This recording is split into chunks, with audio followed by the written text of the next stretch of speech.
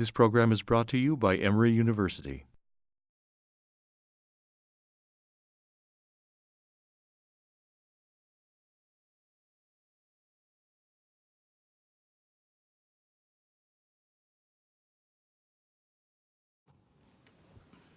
I have a confession to make.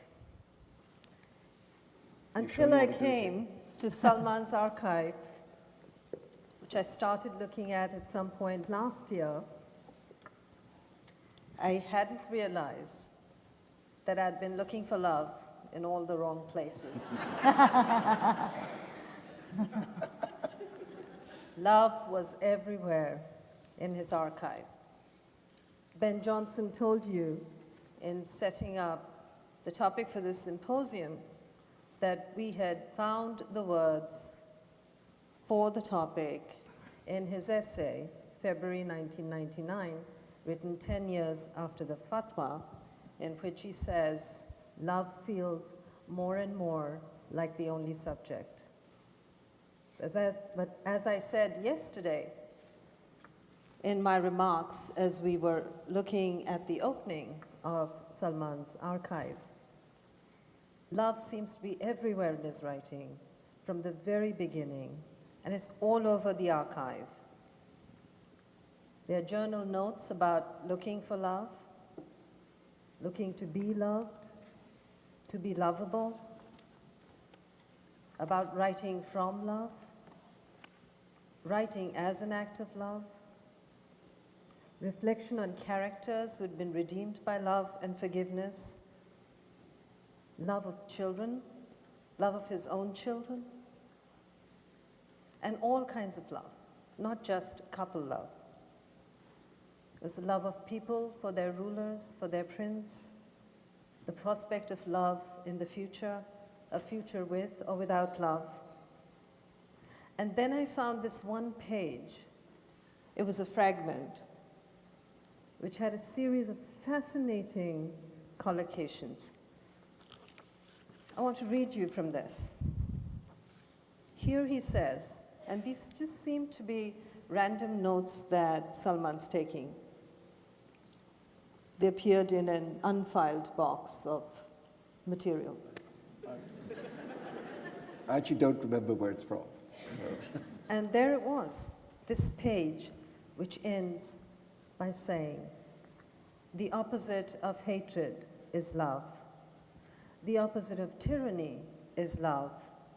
The opposite of censorship is love. The opposite of evil is love. The opposite of politics is love. The opposite of war is love. The opposite of God is love. Would you say a little more to explain this? Well, as I told you, I've forgotten writing it, so God knows what I was talking about. But first, I'd just like to say, first of all, I thought it's been such fun listening to my two pals and thank them for showing up. I mean, that's an act of love that they showed up for me. And I thought, to quote Orwell, it was double plus good. I wrote all these notes, so I'm going to have an argument with them. One of the things I thought, actually, when Deepa was talking about being consoled by the fact that I was having a hard time while she was having a hard time, it reminded me a long time ago in the British satirical review called Beyond the Fringe, there was, I think Peter Cook impersonated the then British Prime Minister, Harold Macmillan, explaining conservative social policy in a way that would be understandable to many Republicans, I think. And he said, the policy, he said, the thing about the Conservatives is we believe that there's always someone worse off than yourself. And it is the policy of the Conservative Party to make sure that this state of affairs is maintained.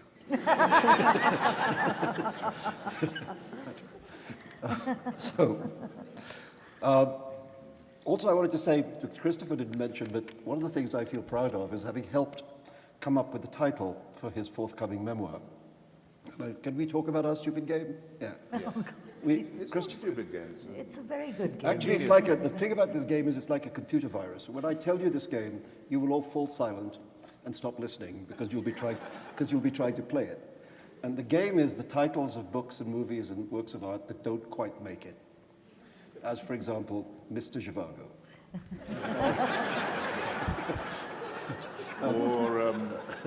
Or The Big Gatsby.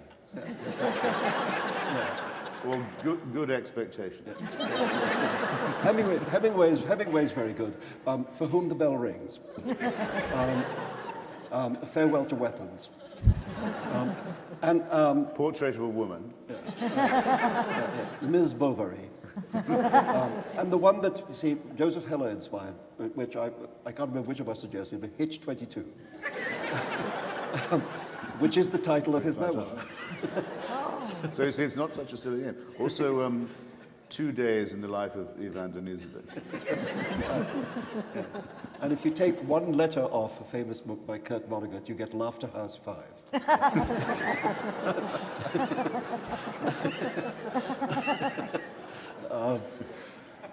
So, anyway. Might this be the time? No.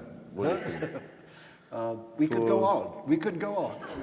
There's a Stratfordian element to another game. But Another game. Would We this be can't the play all moment? the games. Something has to be left to the imagination. Okay. Can I I would- get I you would to say talk that- about love? Well, can I just say one thing about irony? Since he was talking about irony. I remember once being at a conversation with one of the other people there was the filmmaker Wim Wenders.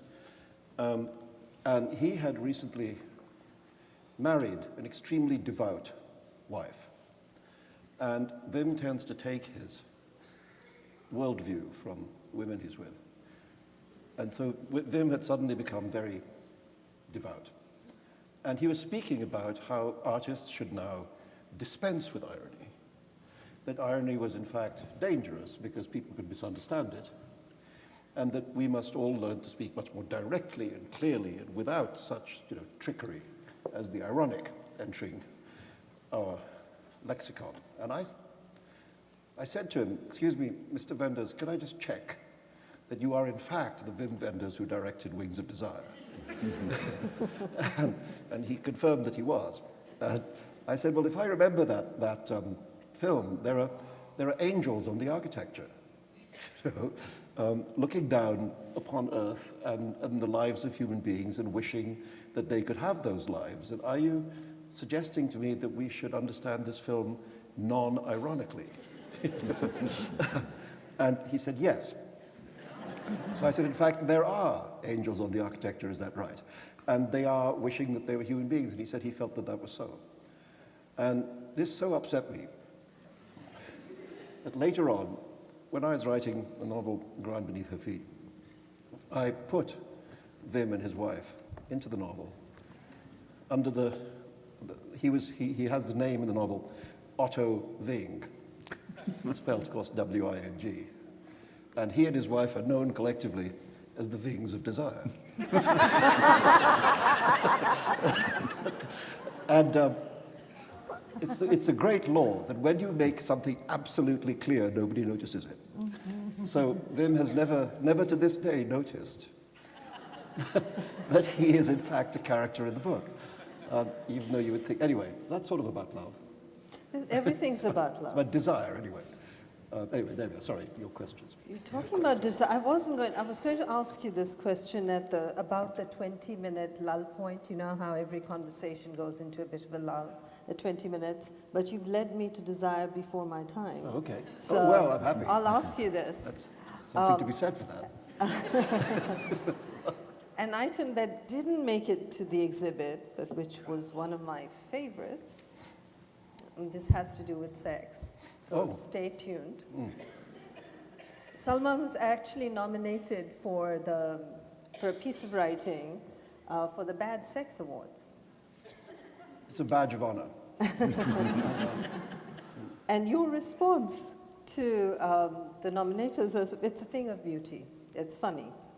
And he regrets his inability to attend the occasion, and he hopes that the judgeship committee has had plenty of experience of bad sex, which would lead them to be experts. To be experts and to be guided to a wise decision. Would you tell us about the relationship between Well, love and sex? Oh, well, it's close. It may not be actually true to say that you can't have one without the other, but it helps, you know, on the whole. The thing about the Bad Sex Award is that it seems to be a particularly English disease. And I suspect it's actually an award in which all you have to do is write about sex at all, and you're immediately nominated for the Bad Sex Award. It's an award given by people who would prefer not to think about sex. It reminds me, there's a wonderful moment in a play by the British playwright Alan Ayckbourn, in which, it's called Bedroom Farce, in which one of the characters, woman, is complaining to her mother-in-law that she and her husband are not getting on. And the mother-in-law, who's fond of her, says, what's the trouble, dear? Is it sex? And she says, yes, it is. And mother-in-law gives her this wonderfully wise advice. She says, well, as my mother always said to me, dear, every time sex rears its ugly head, you should close your eyes before you see the rest of it.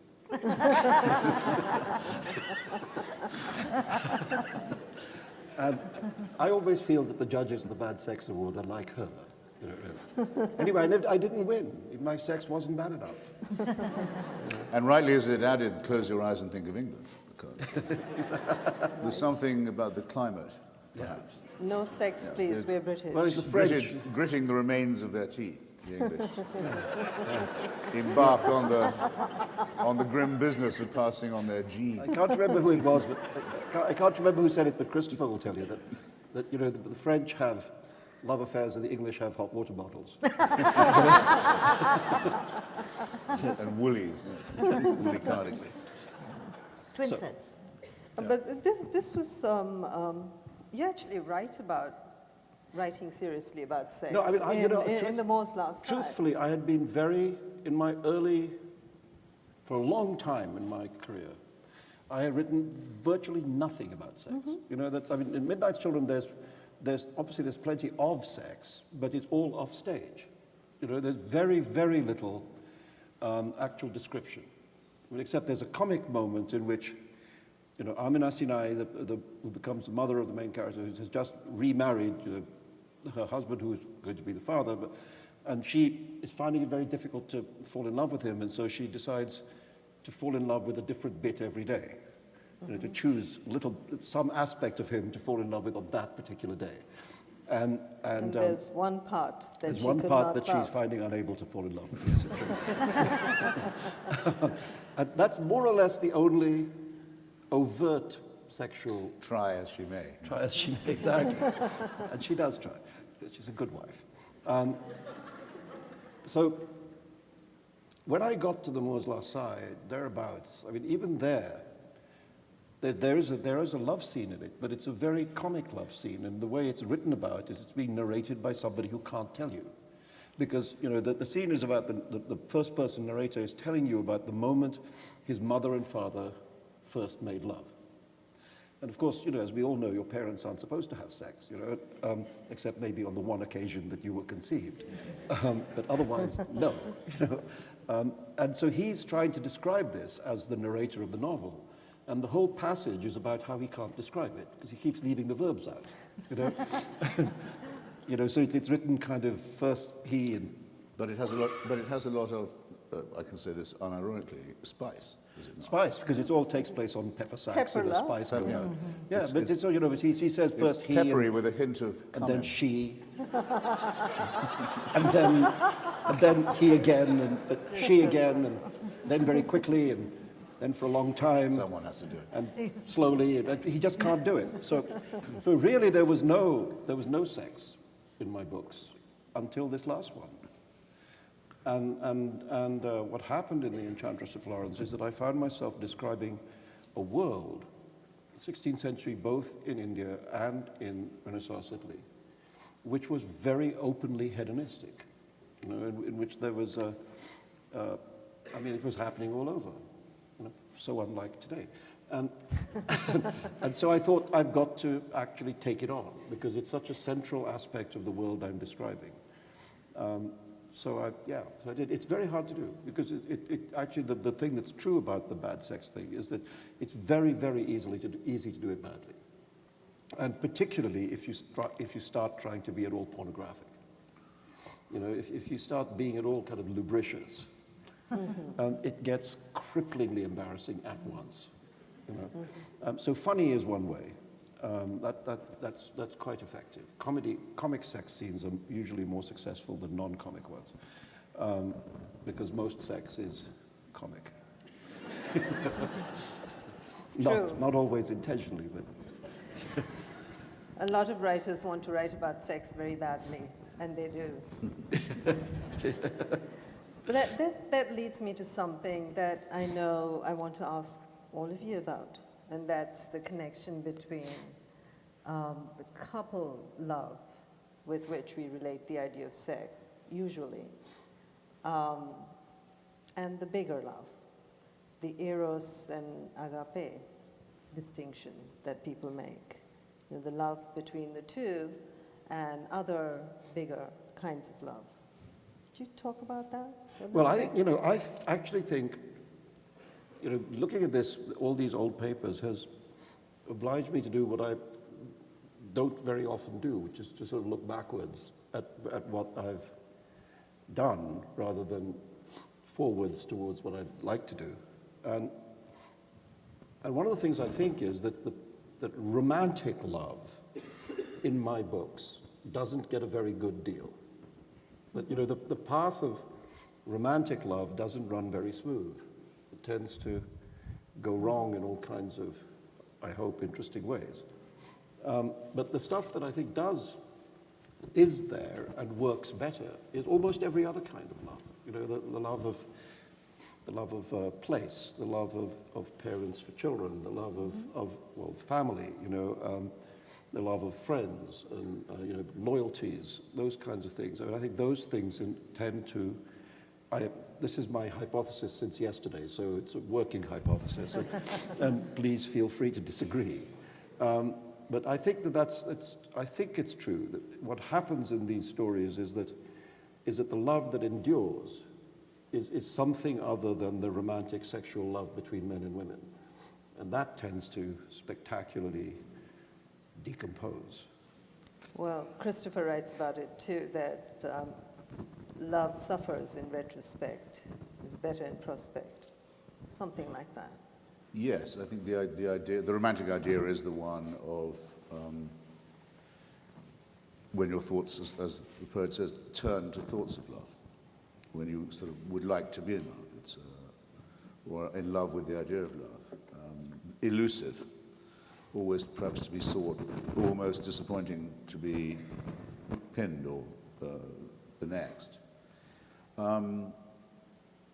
Winding back at only one spool here. Our common friend, mutual friend, Ian McEwan, wrote a very beautiful article, I thought, just after the terrible assault on American civil society in September 2001. And it was very difficult for fiction writers to come up with something no one had thought of or particularly pointed out before. Salman managed it, Martin Amis managed it in different ways. Ian did the following. He looked at all the last messages that those who knew they were going to die, those who weren't just obliterated, but those who understood that their death was coming and had a few minutes, usually with a cell phone, what they said. And he went through all of them. And you can probably see where I'm going with this. He said they all ended with the same 3 words. I think there were no exceptions to that, in point of fact. And he said that was probably the best revenge. Well, Deepa Mehta's made this wonderful film called The Republic of Love, based on Carol Shields' novel. And one of the lines I remember from it, well, it's not a line so much as a sort of summary that you have to, you need to love, and you can only live and be fully alive if you can risk being disenchanted by the idea of love. What I remember of the screenplay, which resounds with me, is that what Carol Shields said is there's a pot for every pan. I thought that was rather lovely. And the whole aspect of it, that you fall out of love. And I think that's fascinating. And romantic love ceased to exist for me when I stopped reading Barbara Cartland. You mean you've read Barbara? Of course I did. And Georgette Hare, and all the Mills and Boons in the world. Guilty as charged, too. Yes, you don't grow up. Well, certainly we get our idea of love from Hallmark cards. We get our idea from films.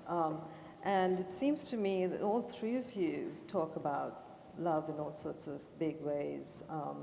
Christopher, you say that life is incomplete unless love, poverty, and war have been experienced. That can just those three, that life is complete if love, poverty, and war. It's incomplete without. You haven't lived unless you've had probably a hard experience of love, poverty, and war. But at any rate, the experience, yes, you wouldn't know what you were writing about if you didn't.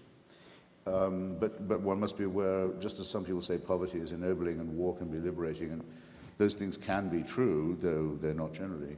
So I think one has to see what the dangers of love are. I mean, it used to impress me very much when I was little, and I was being told that I had to love a non-entity, an impersonal force with a capital, or mine lowercase g, as the name. This was compulsory love. I find the idea of compulsory love rather creepy, don't you? Especially compulsory love of someone who you're also bound to fear.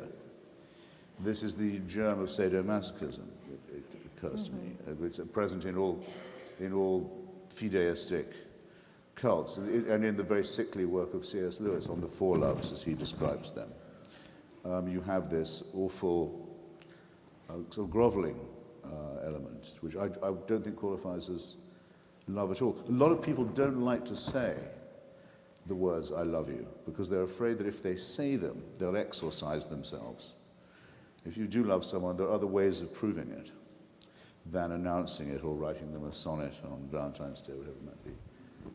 And I think that's a proper reticence. It exemplifies some parts of the uncertainty principle. Don't jinx it by going on about it too much. Like sex, you'll know it when you see it. It's also one of the things that I've tried to look at in more than one novel, really. In Enchantress, yes, but I think also in The Ground Beneath Her Feet, is the idea that we may be wrong about the nature of love. That when we talk about love, we usually add to it all kinds of other related concepts, such as fidelity, durability, etc. That it's supposed to go on for a long time, and it's supposed to be monogamous, and etc., etc. And it occurred to me that might all be nonsense. That might just be a kind of comforting bourgeois, domestication of love. And that actually love might have more or less nothing to do with those things. It might be much more savage and brutal and non-enduring, a thing that betrays itself, etc. It might actually be the kind of love that you find in high tragedy, the kind of love you find, where you can't trust it. It betrays itself and it betrays you, and it doesn't last. It explodes in your face, etc. So I thought, supposing you just to take away all these comforting half-truths about love and look instead at this much harsher, tougher, bleaker thing, which is related, of course, and maybe what I'm talking about is something much closer to passion than to love.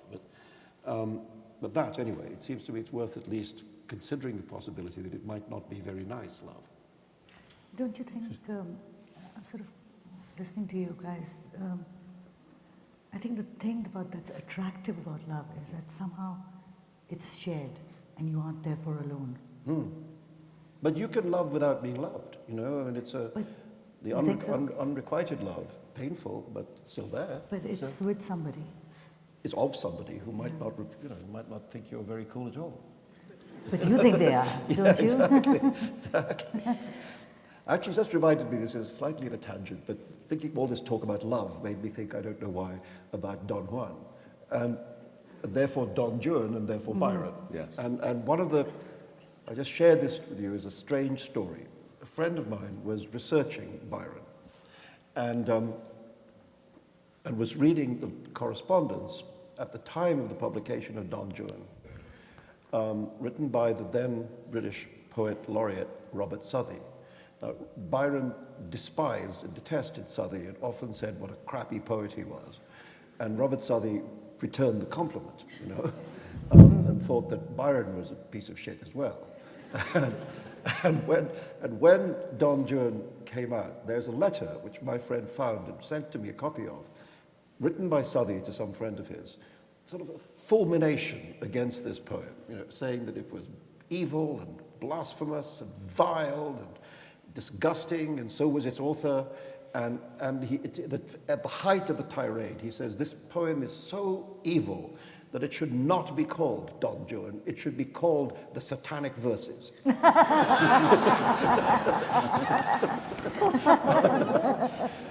And this is something I didn't know at the time that I was writing, but I thought I'll take it, you know.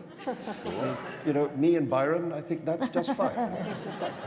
If that's the team I wouldn't mind being on.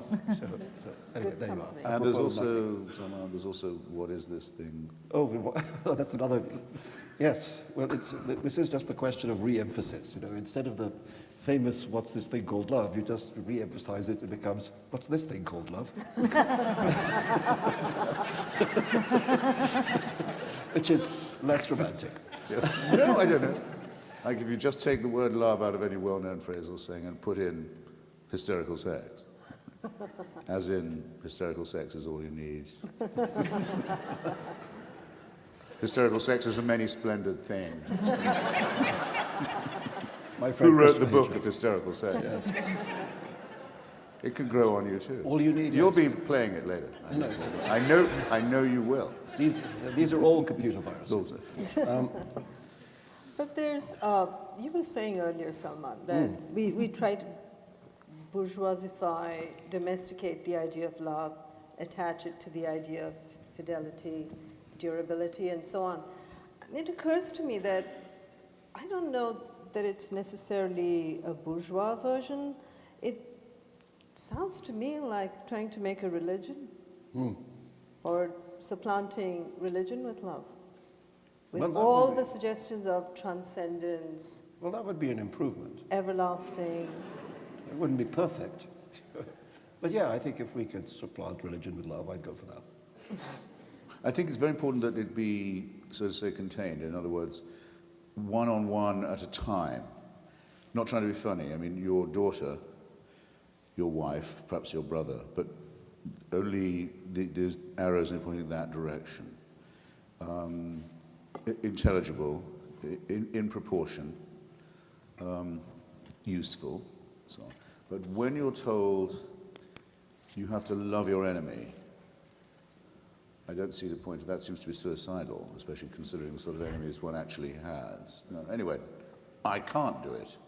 I'm glad I can't because I hate them and wish to encompass their destruction. But worse still, I think, as they do me, and I return the compliment, but worse still, I think even more dangerous and sickly again, is that you have to love your neighbor or everyone as much as you love yourself. I think it's a very horrible injunction. First, because it's impossible. I mean, no one can do it. It can't be achieved. So is love finite? So that it's totalitarian, because it is a commandment, but it cannot be obeyed. Therefore, you are always in the wrong. You're always guilty. You've always fallen short of it. You should always be reproaching yourself. It's a very horrible suggestion. And it is, you can't walk around thinking, there goes another person I love just as I like my daughter. I mean, it's also, it's absurd until you think about its further implications, which are dictatorial and totalitarian and thought crime creating. So I think love should be reserved for people who know you well enough to either accept it from you or offer it to you. One of the great things about living in a city is the opposite of loving your neighbor. You don't have to know your neighbor. Yeah. Yeah. In fact, it's preferable not to. Yes. Well, let me ask you all then about love of the same and love of the different. the theorist Michael Hart has been exploring the idea of love. He won't write a book about it. He'll talk about it in interviews because he says it's just something that he's trying to work through. And he specifically looks at this biblical injunction to love thy neighbor. And he says that's dangerous, the idea of love of the same, which can translate into racism, right? Love of your own race, your own people, your own country can translate into that. And the question that I have is, if you examine 20th century history, most of the modern genocides are between neighbors. So maybe we need to look at developing better relationships with our neighbors. I know Salman's talked about this in the Moore's Last Sigh. How is it that neighbor turns against neighbor? Well, that's a very, very fine line that you crossed there, because it is argued by some biblical scholars that neighbor in both Old and New Testaments only means fellow member of the tribe. That is true. You're not supposed to love non-Jews in the same way, for example. That seems very clear in the Ten Commandments also. But on the genocidal fraternal, there is a theory of Sigmund Freud's, which some of you I'm sure know. It's called the narcissism of the small difference. So that differences between people that are practically impalpable to you and me, such as the difference between a Hutu and a Tutsi in Rwanda, are all they really know about and all that they care about. And on that distinction, they're really prepared to kill. I lived in Northern Ireland for a while. After a bit, I thought I could tell a Protestant from a Catholic by looking. They know immediately. It's all that matters to them, and they're willing to kill for it, for the love of God in all cases, by the way. You could look at it another way also, that murder, all murder, not just this kind of intercommunal murder. Murder is an intimate crime. Relatively few murders are of the kind of shooting spree, mass murder kind. In most murders, the victim and the murderer know each other very well. Yes. And have shared love. Yeah, they might live together, they might be siblings, they might be family members, they might be close friends. Like 99% of murder is an intimate crime. It's a crime between people who know each other very, very well. And who might, in fact, be said to have the kind of relationship, a family relationship, a marriage, whatever. To go from that to, for instance, in Old Delhi in India, most of the time, Hindu and Muslim communities live not just side by side, but completely interpenetrated. And yet, when this kind of communal violence breaks up, those are the people who begin to kill each other. The people who kill your children are the people whose children were playing with your children yesterday.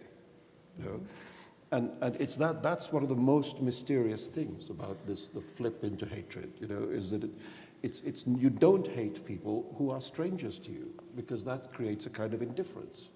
You hate the people who live next door.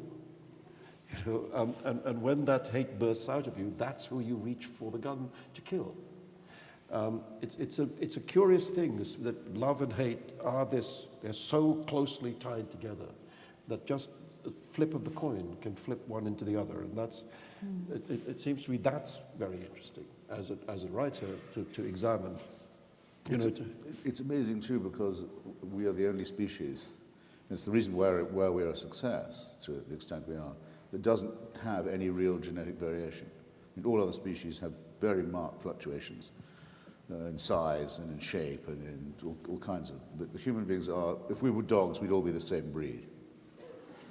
It's true, and that's what makes us efficient. And yet, with the help of things like religion and race theory, and so it's possible to make the absolute maximum of the absolute minimum, and to make it lethal. And of course, that would hold for formerly married couples or neighbors, whatever it might be. I prefer to have, hate relations with some people. Just keep it on an even keel. I really don't like this and that. Have it clarified in the beginning.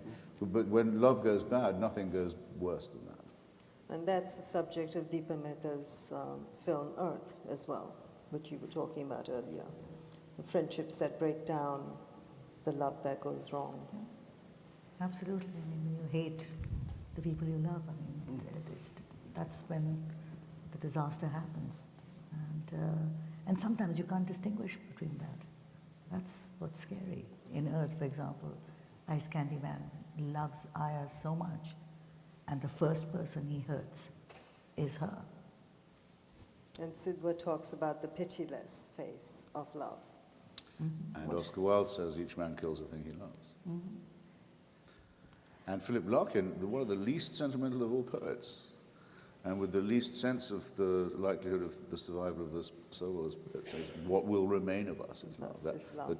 The test you'll have to pass if you ever want to think of yourself in a transcendent will be, what did you do for love, as it were? Quite an exacting test, worth setting for yourself, probably. Well, Woody Allen talks about this. So, you know, you were talking before about love and death, and of course one of the great examinations of love and death is Woody Allen's. I always recall the great scene where Woody Allen played this young Russian soldier subsides onto a rug with a Russian princess, and the camera pans up to a clock showing 1 minute to 12, and then dissolves to the same clock showing 1 minute past 12. Pans back down to a scene of absolute, sensual mayhem. And the Russian princess, lying in sort of sated abandon, says to him, "Darling, you were wonderful. How do you come to be so good at love?" And he says, "Well, I practice a lot on my own."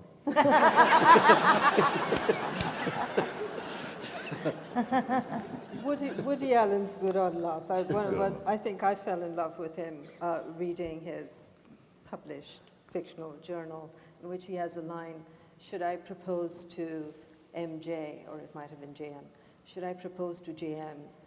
Not until I find out what the initials in her name stand for." Tonight, we can do Woody Allen all night, but Bertie Wooster says the same. If the Gwendolyn spells her name with a Y, forget it.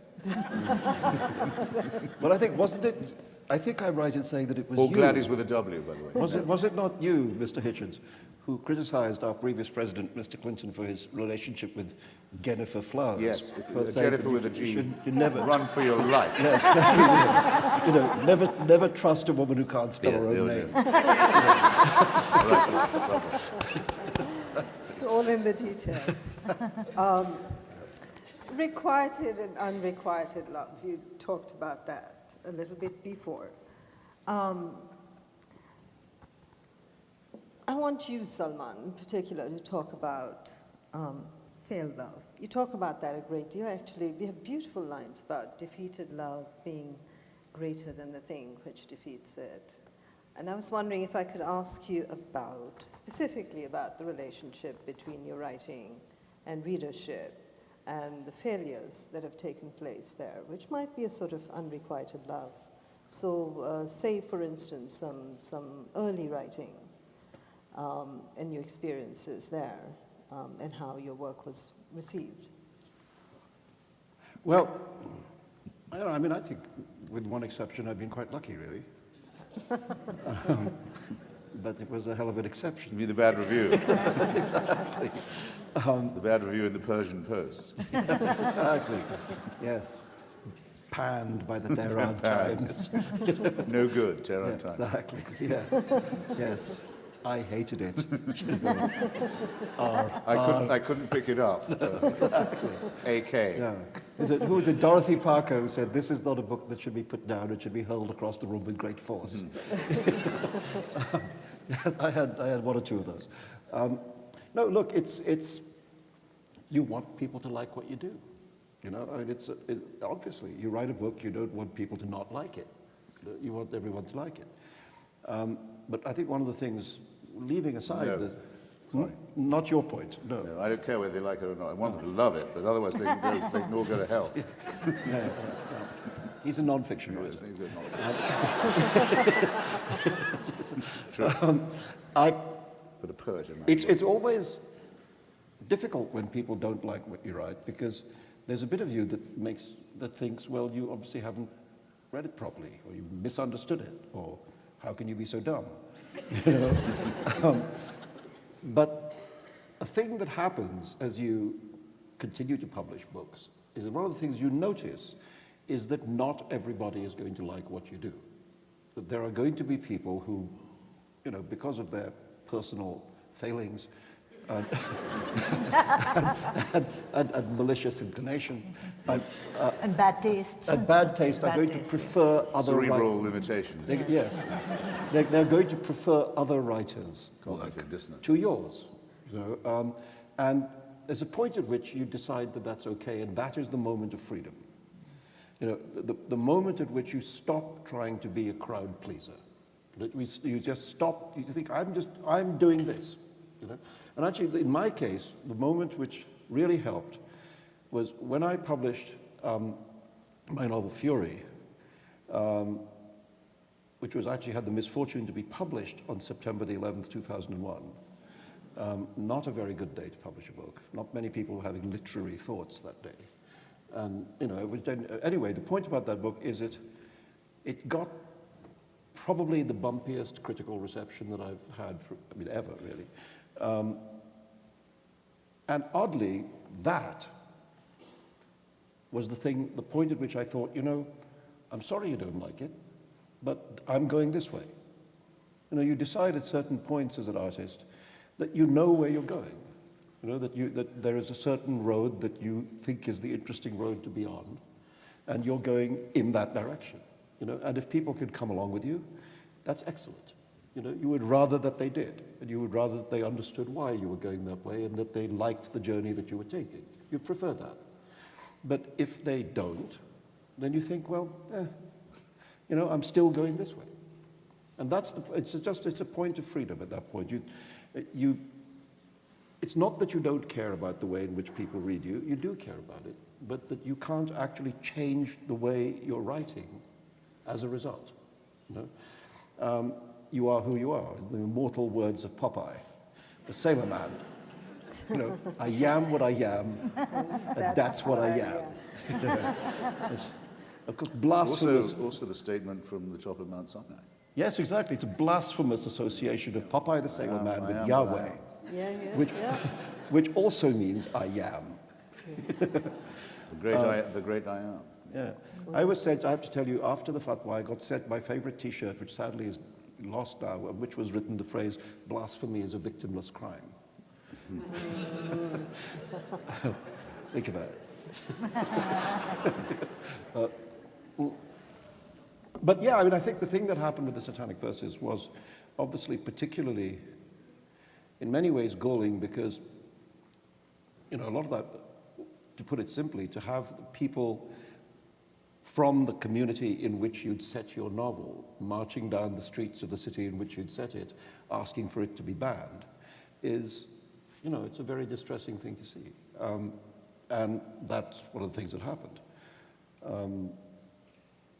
Much of the novel is, in fact, quite, I think, to my mind, a kind of sympathetic portrait of the condition of Muslim communities living as immigrants in East London. And yet those were the people marching saying that it was in some way reprehensible. And of course, that's a failure of connection between book and reader that was very painful. More so in some way than the Ayatollah Khomeini, because frankly, his abilities as a literary critic were not ones that I revered. Also, if crazy mullahs behave like crazy mullahs, it's not a surprise. But if sort of, as it were, ordinary people begin to behave in a way that seems to echo the behavior of the crazy mullah, then you begin to worry. And it was upsetting. It was very upsetting. Would you mind if I usurped your position just for a second to ask him a question? Usurp away. Because I'm the only non-subcontinental on this platform, and I wanted to ask you about love of country. All of you, actually. Especially taking off perhaps a little about what you said about the dangers of identifying as a member of a race or an ethnicity, the false distinction. But there are people who would unembarrassedly say, who would never think of themselves as ethnically or racially based, but would say that they loved their country. And you've written about the suffering of your country and the mutilation of it. But you've also been citizen of or resident of other countries too. What role do you think does love play in this? It's certainly played a huge role in literature, the idea of Well, a lot the for love me. of I mean, la patrie. couldn't have written Midnight Children without feeling love of the place that was being written about, you know, and actually very, very near the end of the novel, and actually, if I'm right, at the end of the screenplay, At the end. is the line where Salim, talking about what he's done, describes it as an act of love. You know, I mean, his whole writing project and pickling Pickles project, of history, the pickles, right? yeah, Acts of love. acts of love, and I certainly felt that even when that book was talking about very harsh public material, it was written from a point of view of love, you know, and I don't think, for me anyway, hatred is not so powerful a motivation as you know, to write something. I mean, the novel that followed Midnight Children, Shame, is, how shall I put it, more critical of Pakistan than Midnight Children is of India. But it was proper to be so, because Pakistan was a mess, you know. And oddly, with that book, it seems to be more topical today than it was. I mean, I wrote it, and it was published in 1983, you know, and it seems to be more topical now than it was then. But I think that's because everything else changed, you know, or as in the wonderful locution of New York Times journalist, she said, "The news agenda has come round to you." Yes. I thought, well, gosh, lucky me. You've always been ahead of the news. As if the whole world turned But in your round. description there of Pakistan as a house with an east wing and a west wing, and yet somehow haunted house. I mean, you were much more prescient, I think, than you realized. Strange, in Midnight Children somewhere, I think it said, somebody says that Pakistan is a strange bird, 2 wings without a body. Bravo, And then one of yes. the wings fell off. It's a mutation somehow. Yeah, well, insufficiently imagined is the thing that in Shame it's described as insufficiently imagined, a failure of the dreaming mind. I mean, this idea that you could construct a country, unite different parts of a landmass purely on the basis of religious affinity, was something which was, well, which the secession of Bangladesh, for example, showed was not sufficient. It was not enough. That, you know, if you take on the one hand East Bengal and then Sindh and the Punjab and the northwest frontier, these very historically different parts of the world with very different traditions, and just tell them they're a country because they share one thing. And the name is an acronym. And the name is an acronym, yes. Punjab, Afghanistan, Kashmir, I don't remember what the I is, but Indus. Indus, Sindh, and then Balochistan. And then, well, the poor Baluchi is taking much of a look in, but when you, in the Urdu, which is one of your languages, I think, Yes. it can come out as meaning land of the pure. That's what it means. Which is already a warning No, right there. Yes, land of the pure. It's No good can yes. come of this. No. The dry cleaned country. Yes. Well, it's not So surprising what that was the reaction to Shame? Oh, in Pakistan it was Yeah. banned, obviously. You know, Yeah, well- because And it was criticizing a military dictator who was still in power. You know, always a risky move, and so it was. No, but the funny thing that happened with Shame when it came out first was that it got smuggled into Pakistan in very, very large numbers, and one of the major means of smuggling it in was the diplomatic pouch. Let's say all these embassies decided that it was required reading for their staffs. And so they started sending bucket loads of Shame in through the diplomatic pouch. And when the embassy staffs had read it, they sort of disseminated it. And so it was, I mean, it's a very interesting demonstration of how you can't ban a book. I mean, you can try to ban a book, you can declare a book to be banned, but you can't actually ban it. I had a wonderful conversation with an Egyptian maitre d' at a restaurant in New York. And I went to lunch there, and he was very, very excited. I was there, and he came up to me, and he said, Rushdie, Rushdie. I said, yeah.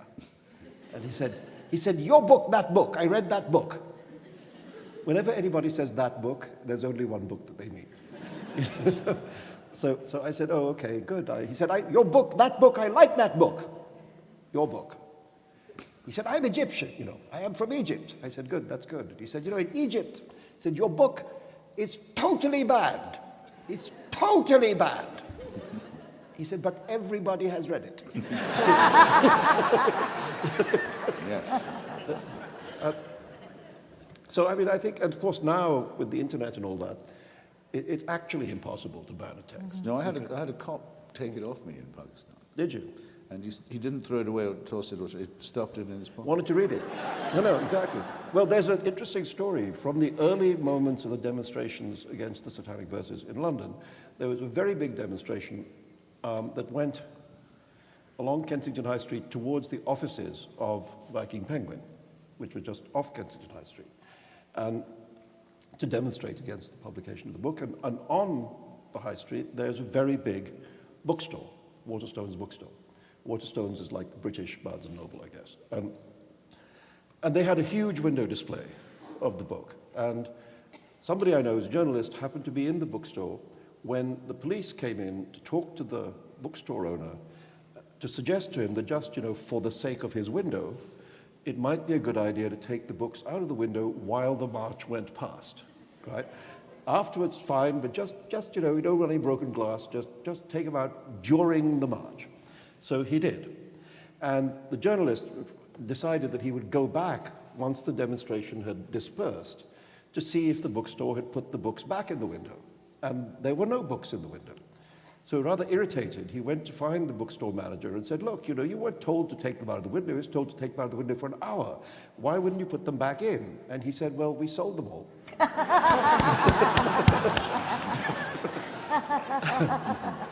And of course, the only people going past the bookstore in the preceding 2 hours were the demonstrators.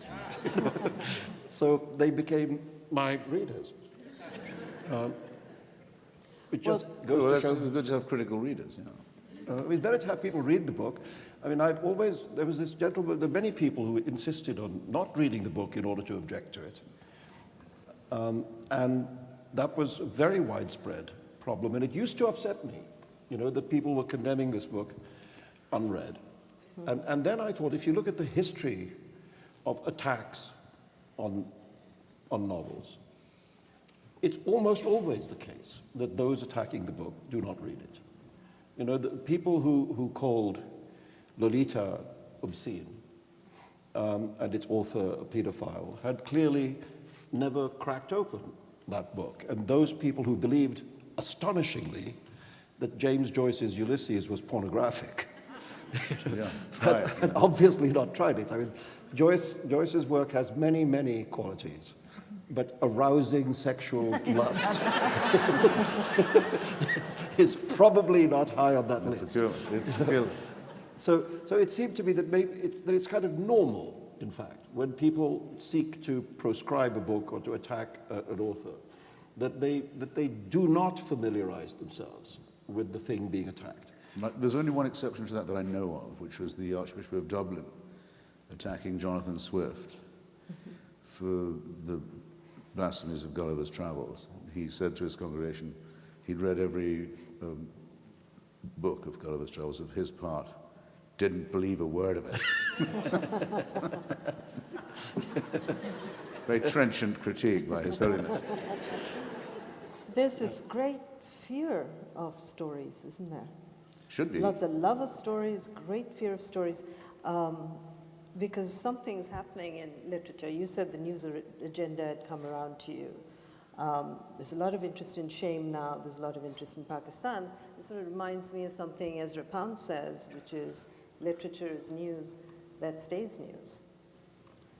Well, it's that whole relationship. I think it's a very complicated thing, and the relationship. It's what you were saying about how do you bring these big public themes, into books. I think it is very difficult. I think to make that decision to incorporate great public matters, into fiction, because.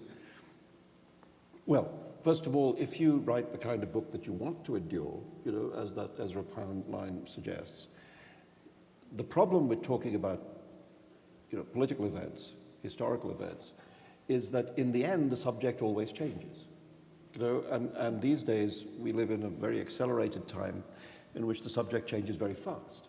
You know, so the great risk of talking about something topical in your book is that when it ceases to be topical, it can in some way damage what you're writing. It will damage people's reading of the text. It ceases to be so interesting. And I thought, you know, when I wrote Midnight's Children, I thought at the climax of the book, there's this thing which was at the time a matter of great moment, which was Indira Gandhi's so-called emergency, the period in the mid-70s when she suspended democracy, the only time in the history of independent India that democracy was suspended.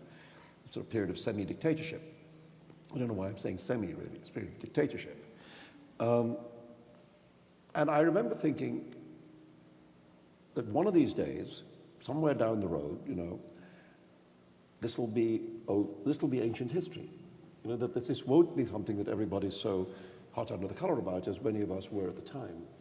You know, nobody will really remember or care about the emergency, and nobody will even really care about Indira Gandhi that much anymore. And I remember thinking, what's going to happen to this book at that time is it will either get worse or better.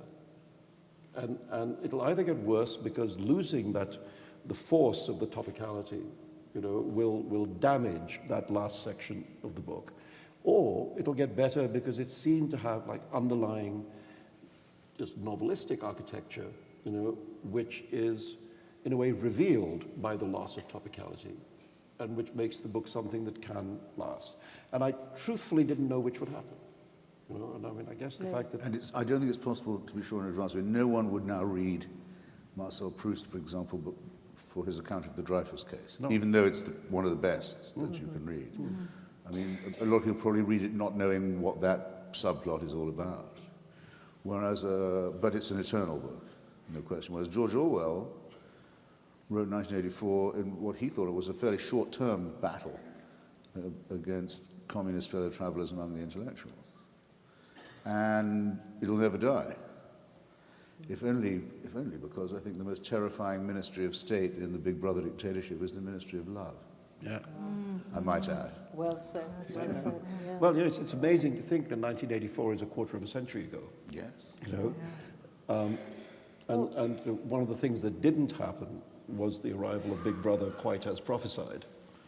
You know, England may be many things, but I suppose it almost is Airstrip 1. But you know, in 1984, the United Kingdom is known as Airstrip 1 because that's the only function it now serves, yes. A landing place for the empire of Big Brother. Whereas Dial Press wrote to Orwell when he sent them the manuscript of Animal Farm and returned it to him with a note, which I've got a copy of it somewhere. It says, unfortunately, it's impossible to sell animal stories in the United States. Well, in order to find... This from the culture of Disney. In order to find something that Christopher and I might not agree about, the end of 1984, the last sentence of 1984, by the way, since we asked for the first one. Yes. Anyone know the last sentence of 1984? Those who do not know the last sentence. Anyway, it's he loved Big Brother. No. That Winston Smith, having gone through all his travails and being put through the horror of Room 101 to face the worst thing in the world. And the worst thing in the world for Winston Smith is, remember, his rats, but that's not necessarily what you find in Room 101. You just find whatever for you is the worst thing in the world. He is, in fact, broken, you could say, into a condition of love. Love for the dictator. And I think clearly the book is a book and it works at a kind of non-literal level, but the idea that the victory of totalitarianism is total, that human beings cease to resist totally, that even the last bastion of resistance is broken and there is an absolute triumph of the dark. Seems to me not to be true about human life. It seems to me not to be true about human history or human nature. And it's the one bit of that book that I think it's too easy. It's too easy because real life is what even, at the worst moment of the Soviet Union, there was never a total defeat of the dissident spirit, No, you're right about this, but I remember we disagreed about your article Outside the Whale, Yeah, Orwell, yeah. some years ago. Because, in my opinion, Orwell writes, or rather produces, a picture of complete abject despair at the end of 1984, because he hoped that if it could be imagined, it could be resisted. But many people interpreted this as just in itself a concession to despair, which would have destroyed the point of his writing the book. So I think I'm right that he was, but I think I'm also right in saying that if you wanted to imagine the human personality completely emptied out, broken, denatured, and humiliated, the best way to do it was to say that they loved it. That they loved the way they lived. And I've been to North Korea, where love is compulsory, and where the dear leader and the beloved leader and the great leader and so on are the object of not just veneration, but adoration, compulsory love. Believe me, that you can't think about love the same way until you've seen it in action like that. Mao had a go at that too. Yes, he Yeah, did. look where he ended up in. Yes. But it's interesting to me. You're talking about how books transcend their immediate context, and that's the point I'm going back to. Midnight's Children not only won the Booker, it won the Booker of Bookers, and then it won the Best of the Booker 40 years later. So clearly there was something that just kept ticking. It won the literary prize in Iran, did it not, as well? No, Shame. Shame, sorry. Shame, best novel published in Iran. But they pirated it to begin with. Can't have It was everything. published by the State Publishing Corporation illegally. I never saw Bean. Then they gave it this prize. I never got a prize. So it's all, you know. But this is actually. And then love curdled. But you know, the Iranian Bastards. the Iranian ability to offer brickbats and bouquets without there actually being either extends, in fact, to the fatwa itself. Virtual. Because a fatwa in Shia law is a legal document. That's to say, there has to be a piece of paper on which it is written out, which has to be signed by the judge concerned and witnessed and given under seal. It's not a scrap of paper. It's an entity. It's a legal entity. Nobody has ever produced the fatwa. Khomeini was very close to death at the time. He was actually lying on his deathbed. He was living in very sequestered circumstances. Very, very few people had access to him. Only 2 or 3 members of a sort of inner circle, prominent amongst whom was his asshole son, Ahmad Khomeini, now mercifully deceased. Like his father, do not mess with novelists. Like General Zia. The pen is mightier than the Yes, sword. yes. Exactly. Where is General Zia? Anyway, all that happened was that Ahmad Khomeini went to the Iranian television station and from a scrap of paper read out a statement saying that the Imam had issued the following fatwa. Nobody's ever produced it. It seems quite possible that the fatwa is a fiction in exactly the same way as the prize given to shame was a fiction. So first they gave me an award which I didn't get, and then they gave me an attack which didn't happen. You know, it's completely They- A postmodern. virtual It's Persia. completely postmodern. I might add that I've become a slight friend of Ahmed Khomeini's son, Oh yes, but who Saeed switched- Khomeini. He's a switched junior, opinion. fairly junior, but interesting cleric in Qum, who completely repudiates his grandfather's theory of power. Absolutely rejects the doctrine of the Velayat-e Faqih, the idea that the Iranian people belong to the clergy. When he came to my house in Washington, I made him sit in the chair where Salman had sat. And Not at the same photographed him, and not at the same time, but it would have been nice if you'd been together. And he wrote, We could have had a couple. he wrote in the flyleaf of my Quran the reasons why and the verses I should look up to show that his grandfather had no right in Islamic law to issue a death sentence against a writer. Sounds like So, an act of love. if you live long enough, and if you don't fall in love too easily, and if you keep your hatred pure, wonderful things can happen. Well, as they say, if As they say. you sit by the river for long enough, the body of your enemy will float by. Bob. Inshallah. Inshallah. I'm going to try to bring this full circle to the second part of our symposium, which was Imagining Better Worlds. Did you folks happen to catch the opening episode of Lost? People watch Lost here. And on this episode, Desmond on the plane was shown holding a copy of Haroun and the Sea of Stories. Wow. And there's a blog. People who follow these shows are very religious about them. And the blogger posted a line, so I tried to explain what was going on with that reference, and explained that the point of the big question in Haroun and the Sea of Stories was, what's the point of stories that aren't even true? The blogger went on to answer lost answers that they allow us to imagine better worlds. So let me ask you, as somebody who teaches post-colonial literature, which can be a very politicized kind of field, right? Because it's set in a political context. And in my field, the love of literature and the love of the aesthetic is the love that dare not speak its name. And I want to ask you if I've actually written a book about this called Native Intelligence. And I'm going to ask you this question post facto, which means I'll probably have to rewrite the book once I hear you talk about it. What's the relationship between aesthetics and politics? How do you write from a place of love? You're talking about these big themes. And what is the point of stories that aren't even true? Well, just first of all, just to correct you very slightly, what's the use of stories that aren't even true? Touché. It's about utilitarianism. This question often asked about literature is, what's it for?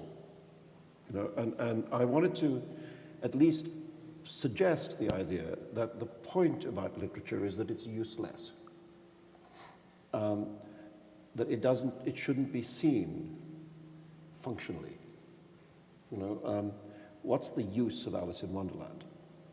It doesn't help you fix the fridge. It doesn't solve the problems of your life. The only use it has, as far as I know, is pleasure. So first of all, the point is that use is the wrong thing to be talking about when you're talking about stories. In the book, of course, it's a question asked by a child angrily of his storyteller father after his mother walks out, claiming that the father has his head in the clouds and does not have his feet on the ground.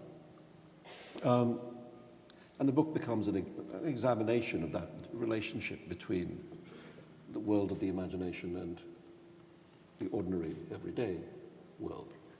And I don't know, I have to say I know nothing about Lost. I wouldn't know what number the flight is, etc. I know all these things are very important. All the characters have numbers, I believe, etc. Forget about it. But I'm happy that they were reading my book, and I hope the Amazon number shoots up. That's the number I'm interested in. It seems to me that the relationship between imagination and actuality is much, much closer than we think. Let's put it like this. We all know that things are imagined before they come into being. There is no motor car until somebody imagines a motor car. First you have to imagine a refrigerator before you can make a refrigerator. So just if forget literature, just in terms of making new things, they have to be dreamed before they're made. And so the imagination is actually the place where we bring the world into being, and always has been and always will be. So the imaginative world, the imagined world inside our head, is that place where we make the world outside our head. And so it's not some kind of frivolous spare time activity. It's not just a pastime or a means of relaxation. It's actually, whether we're writers or not, it's the thing that we all use to make our lives. Before you get married, you have to imagine that you might be married. And you have to also think whether that particular person over there would be the person and what she would say if you asked her, and so on. It happens inside you before it happens outside you. You've had to imagine that a few times. Me? No. No, why would you say a thing like that? Anyway, so that's, I mean, I think that's what I think is that we are creatures defined by our imaginative capacity, and that capacity has allowed us to be the species that we are. You know, we wouldn't give annual Nobel Prizes for new discoveries if we were not constantly in the business of making new discoveries. But I was just waiting for a moment to intervene, and that's it, I think, perfectly, because if, keeping it also within the context of our wider discussion, if anyone here was asked by their friend or partner, do you love me, or say you love me, who isn't going to feel a slight clutch at that? Okay? Just as if someone says, well, what's the use of Shakespeare? You think, now, it's kind of the same, both cases, it's if you have to ask, you're either not getting the point or something's gone awry. Some things have to be, so to speak, intuited. And now the Nobel Prize for Literature is to be awarded specifically to a work of fiction. Actually, it doesn't have to be fiction, because Winston Churchill got it of his history, for example, but it's generally fiction, that has elevated the public discourse, contributed to peace and harmony in the world, to democratic, all the kind of things literature cannot really be expected to do. It has to be worthy, it's defined out of existence, it's been given to a lot of boring and unworthy people, and if I may say so, hasn't been given to one or two extremely worthy and deserving authors. But just, I only instance it because it fits with what I was going to say about love and Shakespeare. Don't try, do not try and define these things. You'll kill it. You will kill it like concrete poetry. You'll kill it. That's Emily Dickinson says that love is all there is, and that is all we know of love. Inefficiently translated, I think, by the Beatles as all you need is love. Yes. Yeah. All you require is love. Would be more. just hear We that. can start it again. Just hear that. Yes. Love is all that is required. Well, I have a feeling they could go on with this forever. Oh, so We should leave them for Don't be in I any was doubt going to, about I was that. going to, you know, we are after out his, of time. After his poetry recitation, I was going to, I could recite The Walrus and the Carpenter. And I could offer you nonsense. Why not? Nonsense. And I'll do the Jabberwock.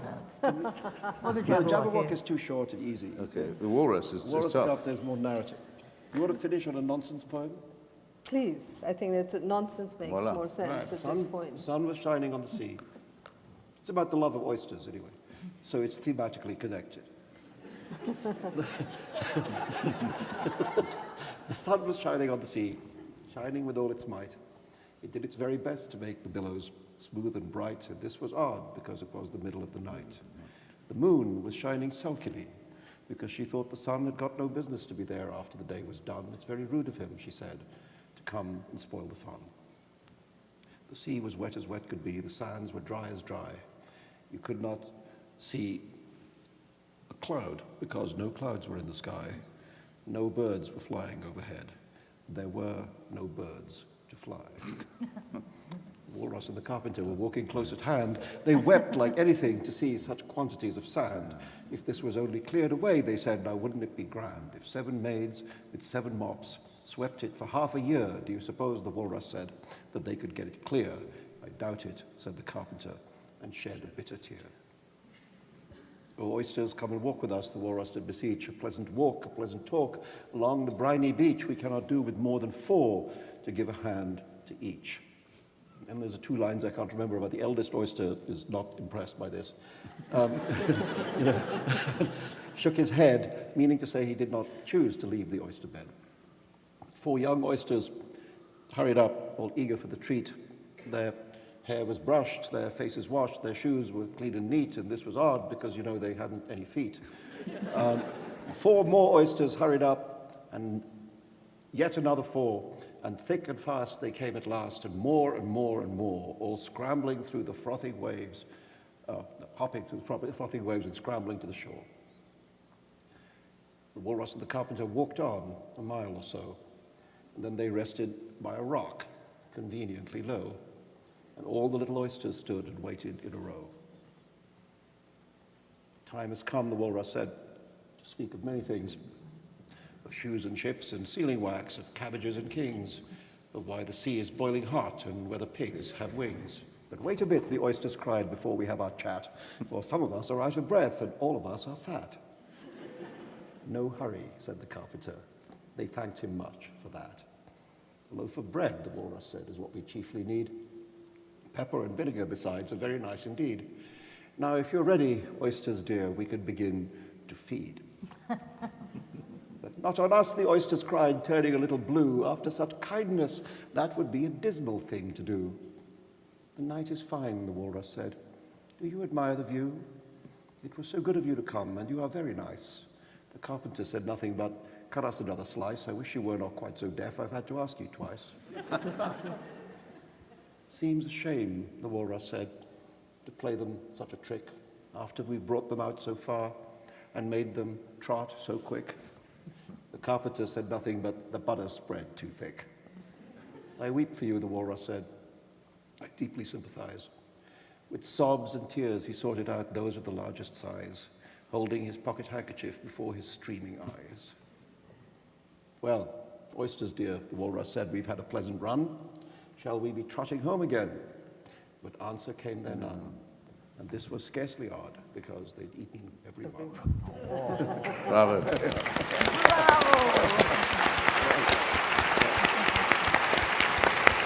amazing.